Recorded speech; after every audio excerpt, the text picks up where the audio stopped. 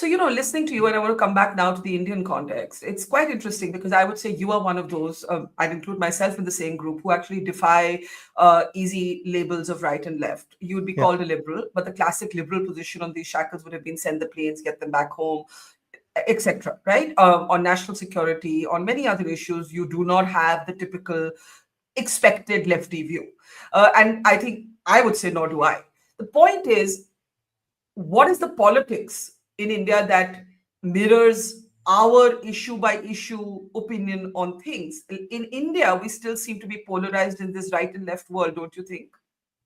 Yeah, we seem to be, and yet we're not really. For instance, the argument of the right all over the world is that you should pull back the borders of the state, that you should have less government, which is what Trump and Musk, one of whom is the president of the United States, it's not clear yet which one it is, are doing in America. I think something similar was promised by Modi when he talked about, forget the phrase, maximum governance, minimum government. He promised all that. Yet, if you look at the role of government over the last 11 years under Modi, it's increased much more. More bureaucrats have been hired. The government is involved in many more areas. The attempts to turn the PSUs around and turn them into profit centers, which was, I think, a doomed effort, has failed. If you look at share prices of those PSUs at the moment, if you look at the role of the repressive arms of the state, the ED, income tax, organizations like that, they play a much more important role in our lives than they ever did. I mean, think back 15 years ago, 16 years ago, how often would the enforcement directorate have come up in political conversations?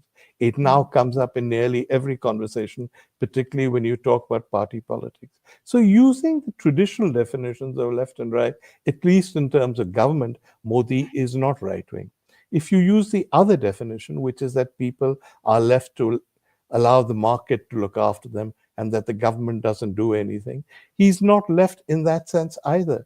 No prime minister has done so much in terms of welfare projects as Modi has done. So the whole argument that Modi is right wing or Trump is right wing is based on this notion that people who believe in majoritarianism are necessarily right wing and people who don't are left wing.